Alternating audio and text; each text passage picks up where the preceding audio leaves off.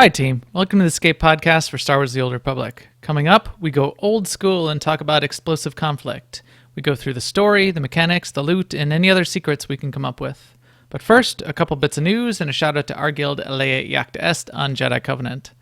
Our broadcast astromech today is EPC 148. Hey, 148. What do Jedi use to view PDF files? That's right. They use Adobe One Kenobi. That's right. Wow. Thank you to my guild team. And I am not calling that out to blame them in any way for the but I am putting the call out for more Star Wars jokes, and now I have a few in the backlog from our mandatory fun night tonight. Anyway, with me as always is Seema. Hi Seema, how's it going? Hi, Max. Hi, everyone. It's going great. I mean, I know we are on the first day of summer, but where I am, it really actually feels like summer. We had a pretty cool spring, but we've had a warm week, and it cools off at night, and with all the windows open, it's very nice. So I'm happy. And you had some good weather recently, right?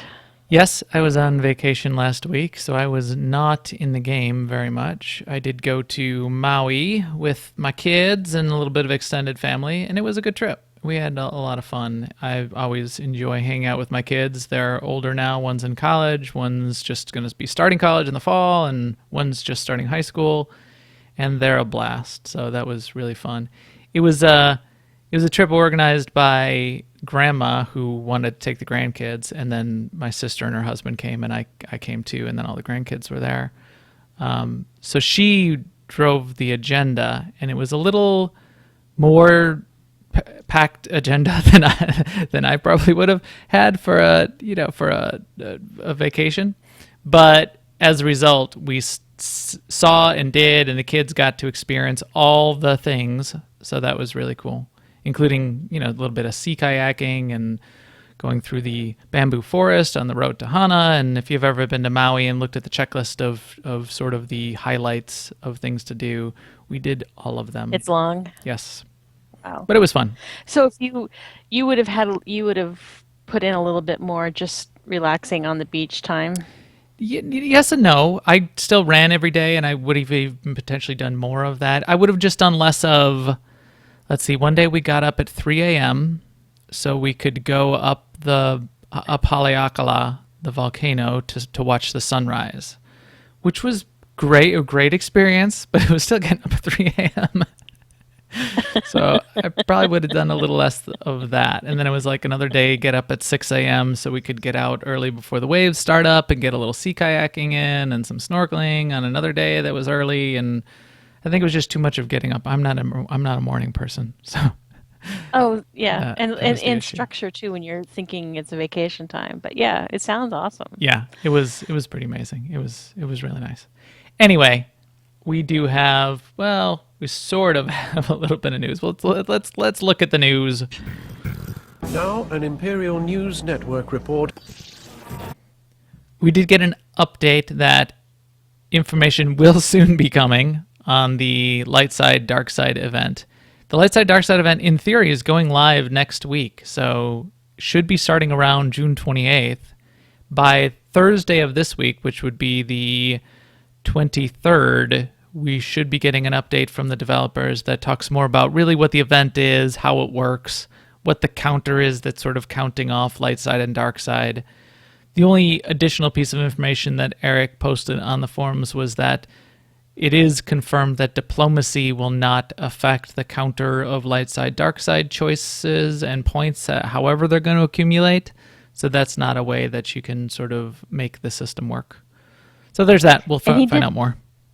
he did also hop into a thread where people were speculating that the new companion was going to be Revan because he's like the king of light side, dark side Mm-hmm.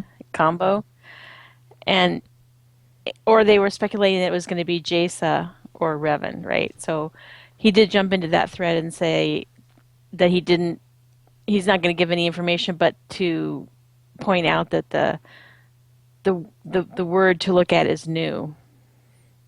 Yeah. So in the announcements about the event, they say a new companion. So Okay. I think his point was not going to be Revan, which would be weird to have Revan as a companion anyway. I mean, I don't think Yeah, they it would sort ever of would. consider that. It's like, yeah, but that it won't be Jace.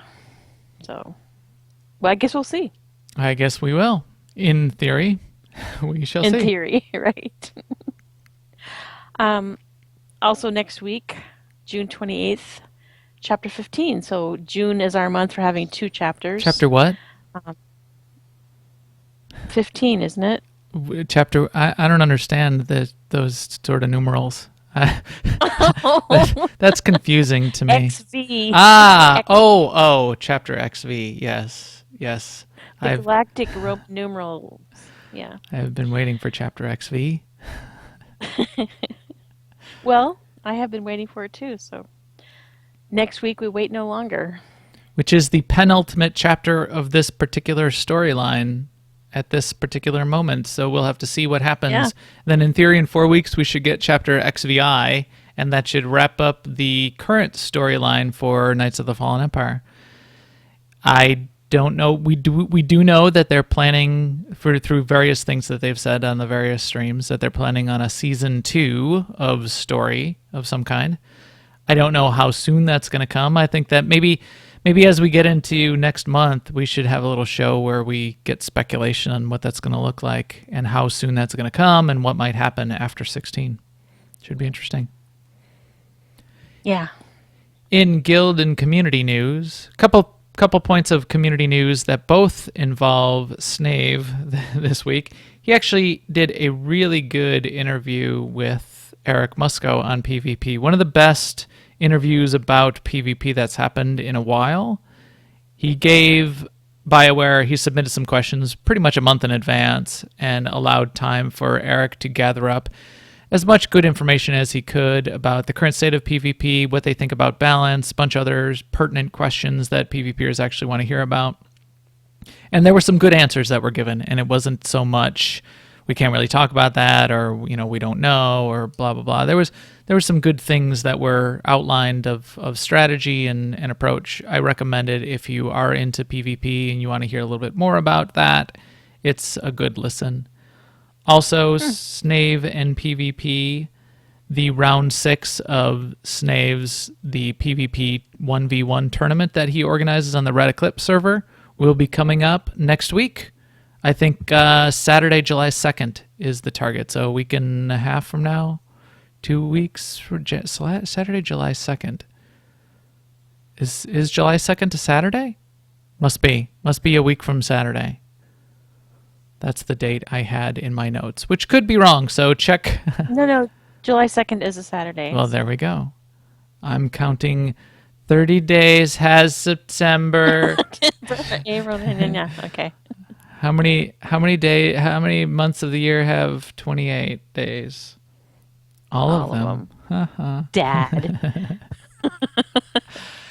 My way of telling the months is if you make a fist and just count on your knuckles, like every time you hit a knuckle, it's a month with 31 days.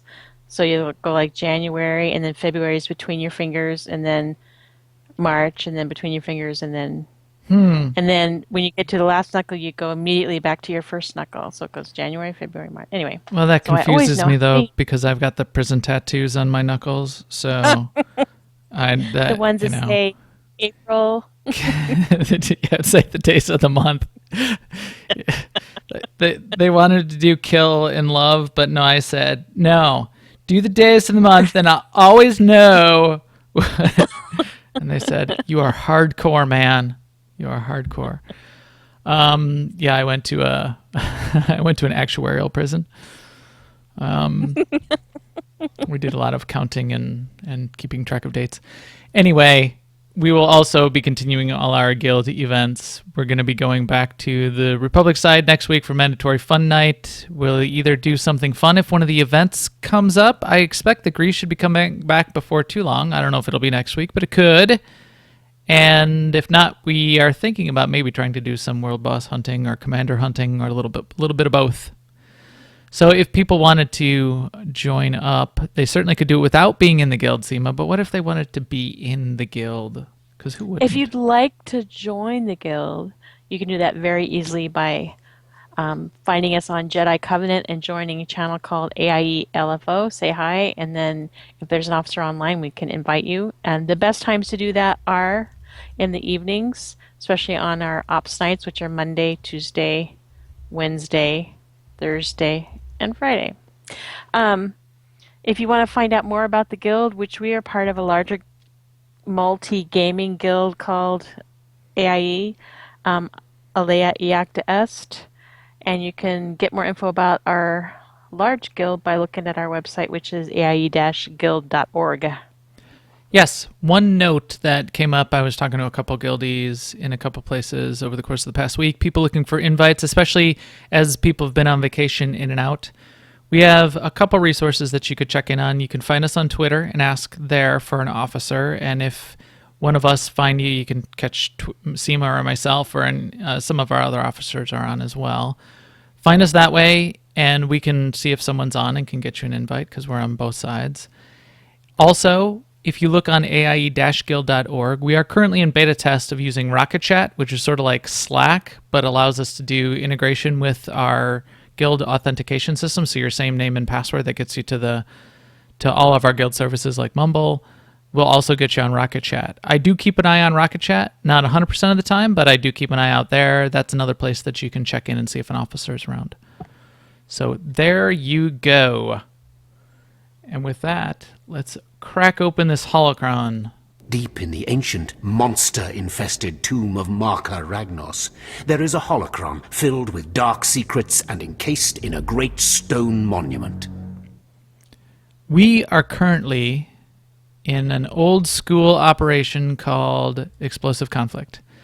This is the third operation that was added to the game. Eternity Vault was sort of the first one that you would go off and do. And Karaga's Kefas's Palace. That's coming next expansion. Karaga's Palace was the second one. And then third, they added Explosive Conflict, which is on the planet of Darvanis.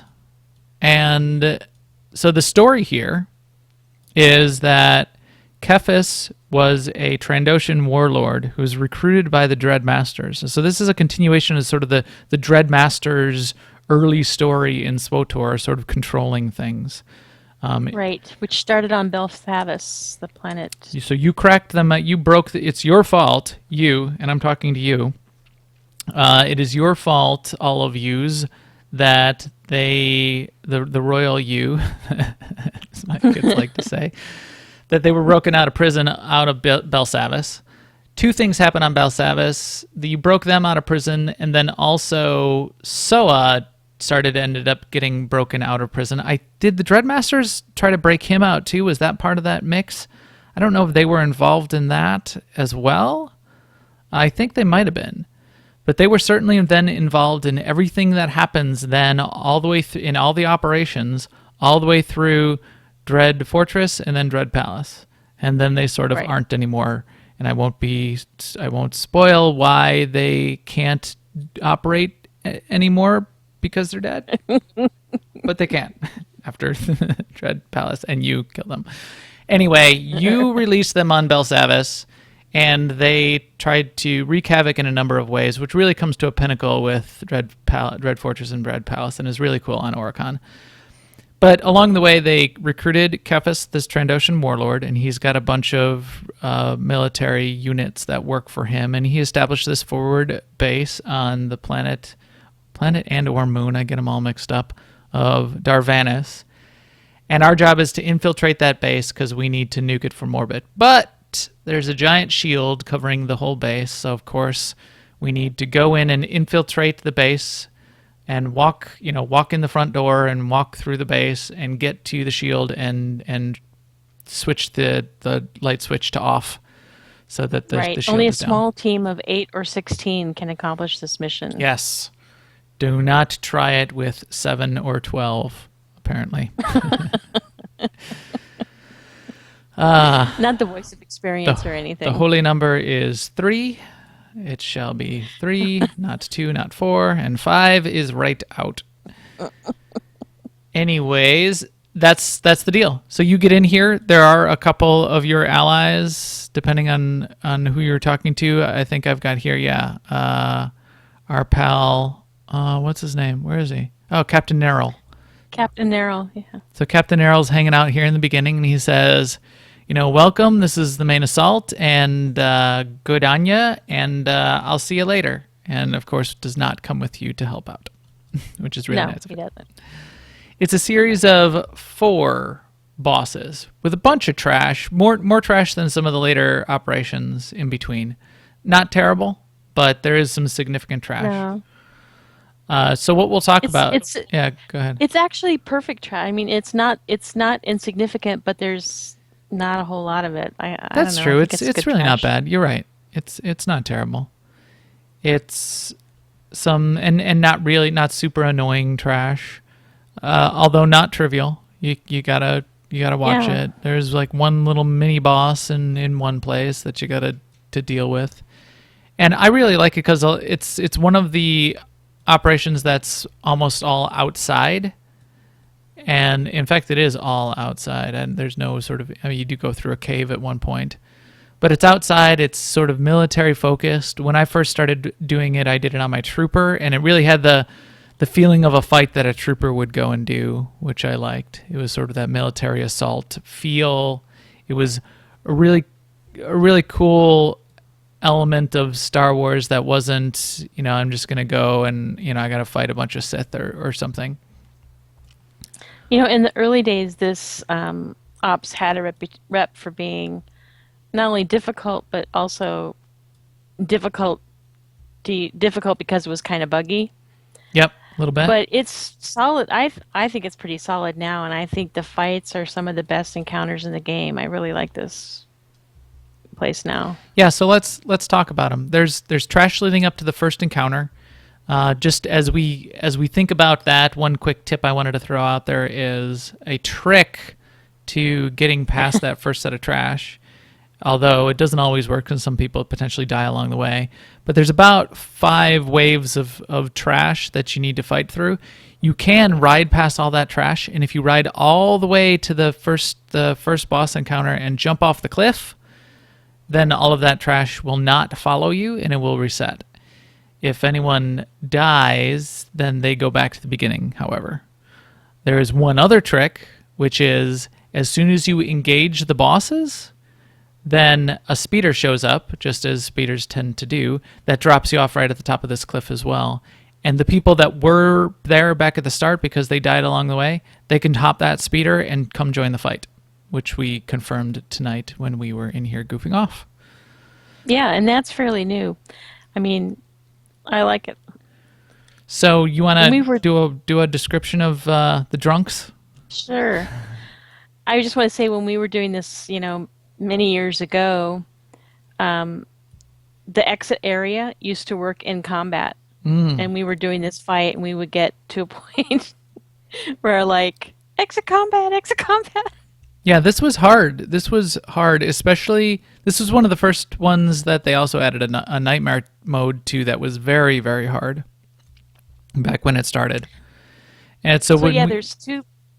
Oh, go ahead. yeah, I was just saying. So when we started progression on it, it was certainly difficult, and we spent a lot of time on hard mode in particular. We ended up only getting to nightmare mode, I think, after we got over leveled for it. Yeah, that's right. So this boss is it's a cool encounter. There's 2 bosses, and they're drooks, or some people call them drunks, but they have to be kept apart. Some people. There's a tank swap from each other, and then there's a tank swap. So some teams the tank switch, and some teams they let the drook switch. I don't really understand that part because all I do is just keep both tanks in range if I can. And yeah, you got to kill them both around the same time, and then when you kill them, their boss, who's been standing up on this cliff over here to the right, jumps down. Then you got to kill him, which doesn't seem fair at all. When you, especially when you have like 2 people left standing, Right. and you think you just beat the fight, and all of a sudden there's another boss. But yeah, So he jumps down, and he's pretty much a tank and spank, but you just need to have enough people still standing to finish him off. Yeah, so back in the day, I remember it really did seem not fair because you would barely scrape by and finally get the two giant drooks down, and then the captain would jump down as well, and then you'd be like, oh no. It looks like he's up there now. We lived by the skin of it. Oh yeah, oh there he is. How did he get back up there? What are you doing? I don't know. What's up, bro? It's unreal. Yeah. Hey. Well, I have a lot more work to do. Anyway, Yes. so where was I?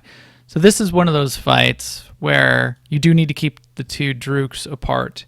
If they start getting too close together, then you'll hear them do a little voiceover where they say strength and unity, just like the masters, blah blah blah. And so they're already talking about the Dread Masters as part of this. A part of this. They're trained drooks. They're trained monsters, and you're keeping them apart. Each of them has slightly different abilities. You gotta keep one at range. You can look up the mechanics that are specific. We're not going to go through every single mechanic, but it is sort of a fun fight to sort of get them arranged in the places. Two tanks that need to know what they're doing, and then you do need a lot of raid awareness as well for everyone else, because you need to be watching your feet, and especially in the harder modes or when you're going through by the skin of your teeth, there are some extra things that you'll want to be doing to keep everyone alive. There's one special mechanic which I always liked in Nightmare mode, and I think you still have to do it, which is they make you take a heal pack of any kind, but you have to consume a heal pack at the beginning of the fight to remove an initial debuff from you. And I think that's to prevent you from, using heal packs, using health packs at the very end to keep yourself alive. So by forcing you to use a med pack in the very beginning, the way they do it is there's a mechanic that puts a debuff on you that ticks for a huge amount, and if you don't take a med pack, then it'll just kill you shortly. But then, because med packs only work once in a fight, you can't take it in some later parts. So right. If you have not the Revan, you got to get it off the... Oh, you used to be able to buy them off Revans. Yeah, you used to be able to buy it off Revan. Can you buy it off the repair droid? Oh, I don't know. You cannot buy it off of Ogrub. Stupid change. Where's my repair droid? So you used to be able to just drop a Revan and buy one off of Revan, which was nice and useful. You may still be able to buy them off of the repair droid. Do you have a repair droid? I do not, because this is a fairly new character in the scheme of things, and I always just had the Revan. And for some reason, I cannot find my ability that I would summon a repair droid. It's in Legacy. If you have one, it would be in the Legacy one. Why would I not have one? Because this character, your power tech is fairly recent too. This is my power tech. Yeah. All right. So you might have to remember to bring one. We have not done Nightmare, I don't think, since Knights of the Fallen Empire came out, which is when they changed Revan to not carry those. Yeah. Anyway, oh boy, there's trash respawned in here. That's going to be a problem. Oh, that's novel and unique. I did not know that. Well, there you go. Info. So then you go through a little cave and kill some more. You have to imagine that part. More groups of trash. This is then when you get about halfway through the cave, somebody will notice that there's a lore object off to the left. So then you'll wipe after they pull that. Yeah. Inadvertently pull that while you're also pulling anyway. But yeah. Right. So there's one extra trash pull that you'll need to pull. So as you get about halfway through the cave, if you turn to the left and look sort of behind you as you're going through, you'll notice that lore object. You will need to clear an extra pack of trash to get it, but if you haven't gone through before, then you'll want to click on that. The other fun thing that you'll see driving through the cave is just a sort of an atmospheric effect, is beradium minecarts. So beradium is sort of the explosive ore that's used in the story in a couple places. Those beradium minecarts are driving around in the cave. They're sort of automated, and they drive back and forth. This is one of the decorations also that drops anywhere from any mob in the whole operation, and one of the first cool things that you can get. But we'll get into more of the loot by the end. So you go all the way through the cave. You get out the other end of the cave, and now I'm having to do this in my brain. You get to a couple encampments where you'll have a set of sharpshooters. There are a couple places here where, as you're progressing through this part, where you can skip packs of trash if you have someone where, if you're not in hard mode and they are sleepable, you're able to have a stealth character sap one of them and get past a couple in some instances. There's also the two sets of ruins where the sharpshooters appear. You can stay to the left and get past one of those. But they're not that bad, and it's easy to clear. The right ruins where you could get past it is the first place that you can find one of the hidden chests that has the potential for a crafting material. Used to have crystals in it. I don't know if it does so much anymore. Weapon crystals. But so you might want to just kill them anyway. And that leads you through then to encounter number 2, which is very cool, called Stormcaller and Firebrand. You want to give us the lowdown on SC and FB?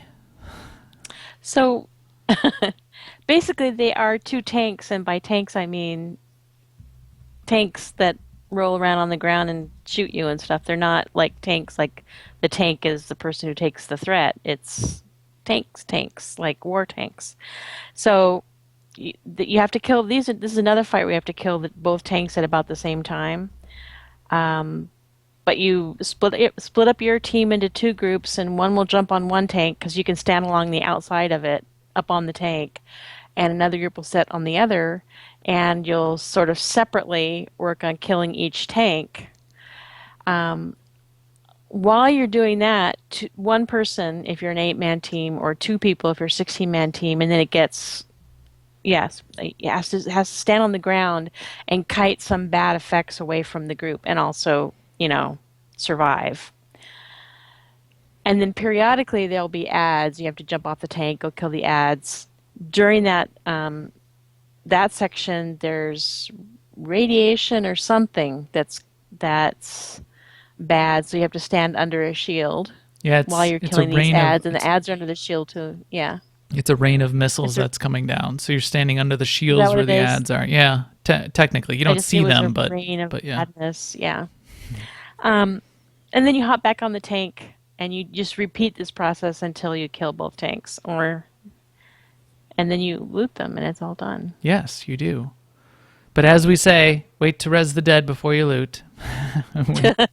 Yes. We always say that, and then maybe this is a tip that not everyone realizes. If anyone accidentally exited the instance, they died, and instead of waiting for a res or returning to area start, if they exited the instance and then somebody clicks on the boss to loot it, they won't get the roll to be able to roll in any of the loot. So we always say, try not to touch the boss. Sometimes it's hard because the boss is like filling up your whole screen, but try not to. And then you loot it, and Bob's your uncle. Get some commendations. Get some loot. In story mode, of course, it's 216 eye level gear. In hard mode, it's 220. If it's a featured hard mode, then it's 220 and a chance at it, and 224. And if it's nightmare, it's 224. So yeah, the tanks are pretty fun. They're pretty cool looking. It's a cool cutscene when you get up to them as you walk through the door into their little area. They're still outside, but they're sort of like a wall barrier, and you have to click on the door to get into it. Watch them come for you and come over the hill. It is a fight where a lot of things are going on, and there's a lot of ways to die, especially in the more difficult modes. They've nerfed story mode. So there's a couple mechanics that don't bother you anymore, but they used to. But each tank has Each player who is tanking has a different job, and each of the tanks that you're fighting have a different set of abilities, and you're needing to keep track of all of those as you go forward. And in nightmare mode, the players who are tanking even need to be switching places throughout the fight, and it really gets it's really quite the dance. This was one of the hardest fights in the game, especially at level, for a long time. So it's a fun one to experience if you haven't done it. It has a lot of moving parts, but it's a fun fight. Right. So Stormcaller and Firebrand, you blow them up, and then you go through another little cave with some more adds, and here you're getting some Ugnuts, I think, in these caves that do more damage than you would expect. Then you get out to the lead up to the minefield. There are quite a few packs of adds in this area, and you'll have to figure out these packs of adds just a little bit, because there are ones that will become immune to damage for a short time, so you want to be DPSing some of the other adds. In certain modes, some of them are CCable and some aren't. I think at level in story mode, you don't really need to worry about it. You'll just attack each pack of adds and fight them. There's a couple points where you can line of sight some of the adds and wait for them to come to you, and that's certainly a technique that a lot of groups like to employ, that groups up all of the adds, then it makes them easier to AoE down all at once. They do a lot of damage though, so especially at level and in the harder modes, so that might not be as effective as you think.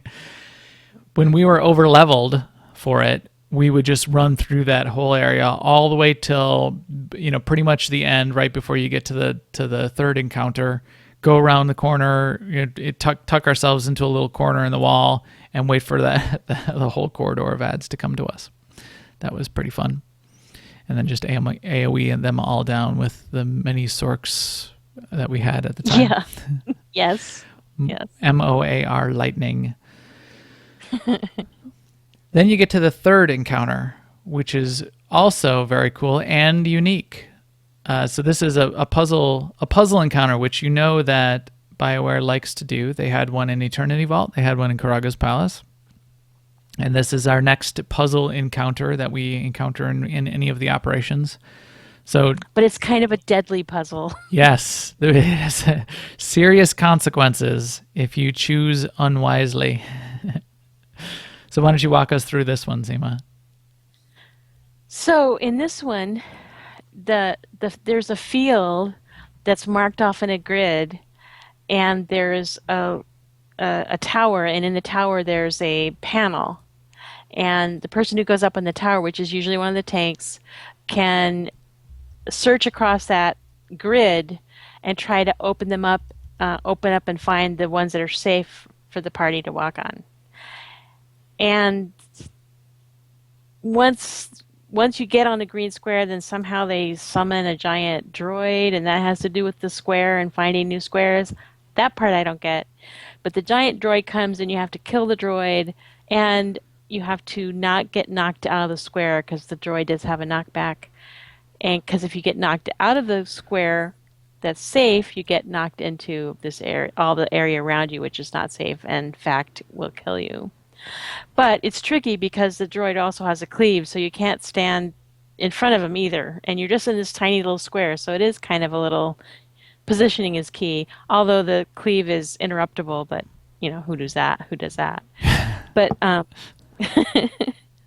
and then you make your way across the grid by opening up, new green squares.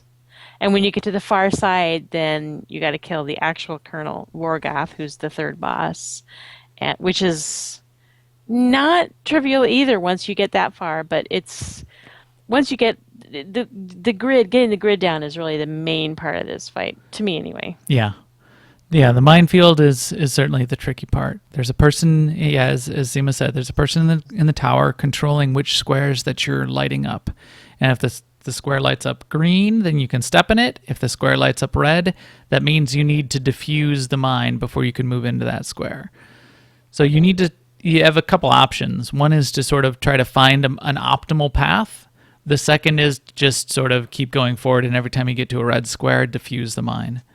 The way you defuse the mine is there's another ability up in that tower, as Seema was saying, and this is where there's invisible large probe droid style droids that are out in the field, and the person up in the tower can use an ability that causes them to have a hologram of themselves down in the field with sort of like a probing flashlight that uncovers where those probe droids are, and they can reveal one of those probe droids. That's the big droid that Seema was saying that's got the cleave, and you all still need to stand in the square and DPS it down really quick. And once you DPS it down, the person who gets the final hit, the killing blow on that bot, or standing, it's the person who's standing closest to the center of that robot's hitbox, isn't it? Yeah. I used to think it was the killing blow. It's not. So whoever happens to be standing, the closest to directly under the center of that probe droid that's hovering in the air is the person who gets the mine diffusal kit.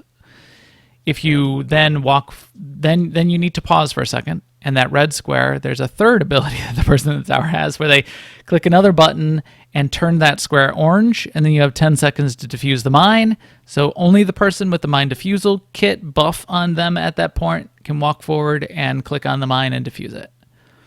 This is important, or interesting at least. If you're the one who diffuses at least one of the mines in this minefield, either at the end of the fight or at the end of the fight, you get a title called Minesweeper. So that is a sort of cool hidden, I don't even think that shows up as an achievement. It's just a title that you get called Minesweeper that then you're able to sort of put on yourself, which is a fun little hidden thing. Yeah, I like it. In Nightmare mode, the squares start turning, the green squares that you left behind you start turning red again. So you have to keep moving forward. And yes, if you get knocked, the knockback knocks you off a square, boom, you blow up. It's insta-kill. If you step off, if you step into the orange square and you don't have the mine diffusal kit, you blow up. If you try to jump diagonally between two green squares across their corners, you will blow up. Yeah. Mostly I tell people when I'm sort of doing this fight, this is a fight where you will kill yourself, most likely, before anything else will kill you. If you die, it's probably because of something you did. So keep yourself alive first, then do the rest of the mechanics, and you'll be fine.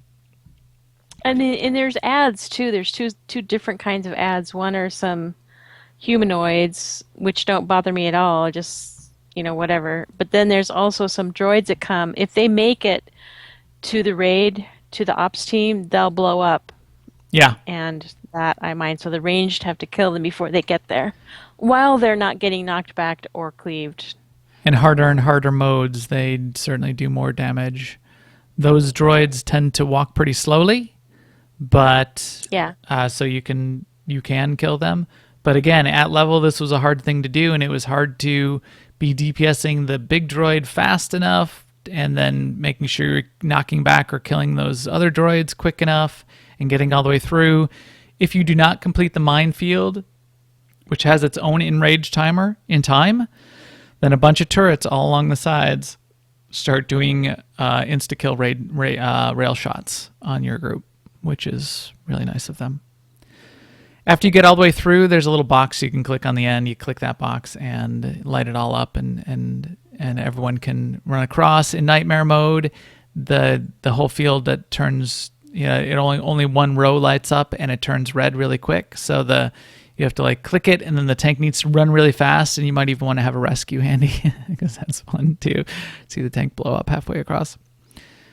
But then, yeah, you gotta. Then this is another one where you get to the end and you gotta kill Vorgath and deal with him after you've felt like you've already done all the mechanics of the fight. So it's like a recurring theme. So thanks. And let's see. Then you get a series open field areas after you get out of the minefield where you're going to go through a cave.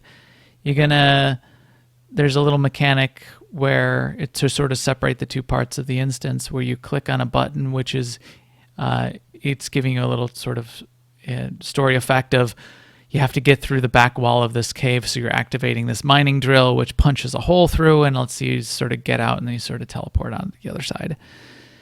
The waves of ads out this backside we certainly like. There's one or two of them in the front, and there's a couple in the back, which are the giant spider droids. And then there's packs of smaller droids that you're killing, and some turret droids, and there's another chest back here. But one thing I wanted to call out was on the big spider droids. Depending on the mode, sometimes they are not immune to force choke. And we love to force choke the giant droids. That is so cool. So we'll always pause to force choke the giant droids and enjoy that. Because they dangle off the ground and that's... Yeah, he hangs in the air with his legs kind of dangling. That is spectacular. I always call that out when that happens. But not too bad amount of trash. Kill the turrets. There is a little bit of trash that you could skip, but there's another chest way over on the right behind a set of turrets and a pack of trash. But it all not too exciting, but does lead you then to the fourth and last encounter. And this is the encounter where we first meet, throughout this progression of stories and operations, the warlord Cephas. And I say first meet because, again, spoilers, Cephas comes back multiple times in the future. No matter how many times you killed him here, you will see him again. You will see him again. You will see clones of him in Dread Fortress. You will fight him in Terror from Beyond. Those are the two main points that you see him again. We always can hope that he'll come back. You'll come across him again and again in the forums. Yes. So more Cephas is never bad, but this is also a quite an interesting fight when you get into that final compound. So lay that one on us, Seema, and then we'll wrap it up. Okay, so this is a fight of many waves, and you just have to, do a slightly different thing for each wave. So it starts off with Cephas is in this giant walker, but you can't attack the walker right away. Instead, you have to kill these 3 smaller droids that are ranged around the walker. You can either split up your group to send people to each one, or in story mode anyway, it just doesn't really matter that much. You just kill them. At which point, then I think you can attack the walker, right? Then, yeah, because that guy comes happens? out. So there's a guy that comes out that's called the Bradium Bomber. Oh, he comes out. Okay. So the Bradium Bomber comes out, and you have to kill him, and he puts a buff on one person, and that person can ride up into the walker. Luke Skywalker style. He does Yes. as soon as you go run, you get that buff on you. You need to run directly under. If you sort of click on the walker, you can see its little targeting reticle, a little red circle on the ground underneath it. You stand right on that, and then you do the Luke Skywalker trick where you reach up in the air with a grappling mag grapple. You shoot it up, and you go up to the bottom of the walker, and you attach your Bradium bomb. Right, and that's what makes the walker attackable. Then, so then you beat on the walker for a while, and then he shields up again, and then there's another set of things. And I think this is when the the groups of Trandoshans come out, right? Yep. And they have a sly little trick where you have to kill one particular one of them first, which is the warrior, and he's also the largest one. Or else, if you hit anything else instead of him, then you reflect your damage back on yourself, which is never a good thing, right? Nope. So you got to kill the warrior first, then you can AoE down the rest of them, and there's 3 sets of those, and then another Baradian bomber will come out. And then you do the Luke Skywalker thing. You bomb the underside of the walker, he becomes attackable again, and you attack the walker again. So if you're really, really high on DPS, then maybe you can get the walker down this time, or you might have to do him a third time, right? Or usually you do it three three time. times. You could, Okay. you know, you if you're on the ball, you could only have to do it twice. Usually, you need to do it a third time, so you get So the the next thing that comes next out are round. these two giant droids, and you have to, the whole party has to go to one droid, and you'll know which one it is, but you have to be in close range of them because they have a pretty gnarly rail shot that will hit the people that are standing at range. So everyone's in there, and they wail on him for a while until he puts out a purple field, and you have to get out of that, and you go kill the other giant droid until he puts out his purple field, and you go kill the first one, and then you might kill them. You might not have to go back and forth. You might kill the first one and then kill the second one, especially in story mode, and then another Beridian bomber will come out. Yep. So And as you when you what you want to do is kill the walker so that Cephas will jump out, and then the last phase is killing Cephas. Sometimes he jumps out earlier, and that because we've killed the walker too yeah, early, or not not okay. not necessarily too early, but one of the tanks might need to pick him up if you do get the walker DPS down early enough. Then Cephas jumps out of the walker. Then he gets all mad that you wrecked his walker, and Yeah. comes out, and one of the tanks will need to pick him up while you finish off the waves of ads. It's not like you get to skip those waves when that happens.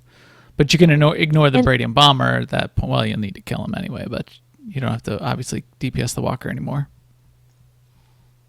and there's the obligatory stuff on the ground that you have to avoid because the walker will shoot certain areas of the ground and light them up with some kind of weird black purple thing that's ouchy, so don't stand in that. Yeah, Um, whole lots of stuff on and the ground. Cephas, when he comes down, I think there's supposed to be a tank swap with something that he does, but he also puts stuff down on the floor.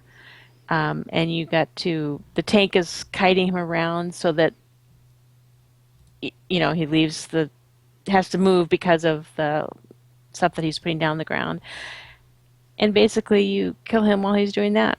Yep. Yeah, bunch of mechanics that you do need to watch out for there, even in that final phase. But it's not a terribly complicated fight. It is a bunch of things that you have to remember though and learn. So you'll have to go through it a couple times if you've never done it before, just to figure out what people are talking about when they describe the fight, or you watch a video and figure out what it looks like. I remember when we were doing it at level and things were hard, we did have to figure out sort of a strat for each of those little sub phases. Yeah. When are we going to go? Right. Those two big robots that show up, they do a rail shot on the person. If anyone's not in melee range of them, they do these rail shots. So then you're like, okay, well, we got to run over here right away, and we got to do this thing, and so it's a good challenge. Yeah. I liked it because the phases are very well delineated, and you feel like you're making progress if it's a progression boss for you because you learn the first phase and then you get through that and then you learn the second phase, et cetera, et cetera. So why Um, are we doing this? yeah. Why are we putting ourselves through all of this pain? Remember our friend Captain Nerl. So once we kill Cephas and get his stuff, then somebody goes and pushes a button, and that brings down the shield, and Captain Nerl does not wait for us to leave No. before they start bombing the place. But luckily, we're immune to, bombs that are from our side, I guess. Ghost Rider, this is Voodoo One requesting a flyby. So yeah, you look up in the sky, and actually when you're done, after you lower the shields, you click that last panel after Cephas is dead. Definitely look up because you'll see the bombers flying overhead, and then loot the boss. So let's do a quick walkthrough of the loot. I know we talked a long time about a really fun operation. But anyway, some really cool loot throughout this operation, which makes it really worthwhile to even go back and be doing it many, many, many times. First off, there's a couple really great mounts that you can get. One is a tank called the Avalanche heavy tank that looks sort of like the Stormcaller Firebrand tanks that you can ride in. Let's see, I don't have one on my Power Tech. I've got it on a couple other characters. But it was one of the first tanks, first mounts in the game. It was back when the game didn't have all that many mounts. And it had two characteristics that were slightly different. And one of them carries through to the current day. One was it was only a 90% speed mount. They bumped it up to 110 like they did for all the mounts in the future. But it started out as one of the slow mounts. But it had this characteristic of being extremely difficult to be dismounted off of the mount, which made it really cool. And when you ride in it, you ride inside it, which is also, I think very cool. That's only one of the two mounts you can get, though. Off of Kephis, there's another mount called the Praxon Pharaxa, which is more like a traditional speeder, but it's got a shark, sort of a shark paint job on the front of it, which looks really cool too. So Yeah, I like that speeder. so those are definitely very cool. There's a bunch of decorations. Why don't you, Seema, walk us through some of the decorations and what your favorites are of those, and then we'll just wrap it up with the final. Well, couple. there's the Beradium mine carts, which it looks exactly like the mine carts that you see rolling around in the mining caves here. There's a anti-aircraft turret, which is huge. In fact, I think it's called Massive Anti-Aircraft Turret, which is cool decoration. And then you can get a deco of each of the tanks, Firebrand and Stormcaller. Yeah. Yeah, the Beradium mine cart drops from any mob in the whole place, as I mentioned earlier. It's cool because you can then get a whole bunch of them. they're dropping all over the place. Yeah, right. You're coming in with a group, everybody can eventually be getting ones of those. The Stormcaller and Firebrand decos are more like sort of the statue that you place in your stronghold. They are very cool also and a little more rare. And then the giant anti-aircraft turret only drops off of Kephis and is also very, very cool. And one other really cool thing that drops, and I don't know if it drops in story mode. It used to only drop in certain modes. It might now drop in all the modes, but only off of Kephis, is a companion customization for Kaizen Fess. And it turns Kaizen Fess, the Trandoshan on Jedi Consulars, into Kephis. So it makes them look like Kephis. It's the Kephis skin for Kaizen.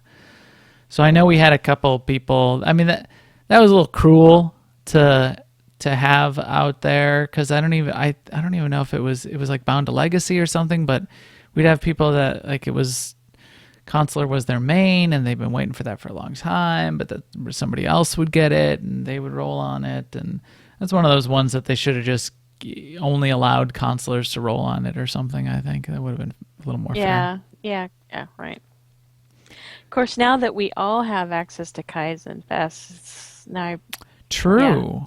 I wonder. I'm sure, in fact, that he still has his little customization slot. I didn't even think of that. So now everybody would want that customization and should be potentially, well, has the potential to want it. I mean, one Trandoshan looks like another Trandoshan. but whatever. Maybe you're gonna want it for all your characters. So great fun in general. There's a couple achievements for doing it really fast on Nightmare mode. There's an achievement for not dying as you get to each of the bosses in Nightmare mode. And then, of course, there's the achievements and the associated decoration posters you get for your stronghold for completing it on 8-man, 16-man, Story, Hard, and Nightmare. But other than that, I think that pretty much wraps it up. Did you have any other sort of favorite parts or final tips, Seema, before we close it out? No, I think my favorite fight in here is probably the minefield. It's just when it works right, it's just fun. Yeah. Yep. It's also cool looking, and it's perilous in that you get people that accidentally step off and blow up.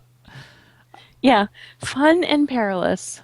I think the tanks, just because they were so hard, and when we finally killed them, it was such an achievement, personal feeling of achievement. I think that'll still be one of my favorite fights of any of the operations. So that's a good one too. Regardless, if you haven't done it, certainly a fun place to come and visit. You can ride your speeder outside in the outside areas in a lot of places in the operation, which you cannot do other places. I'm looking at you, Temple of Sacrifice.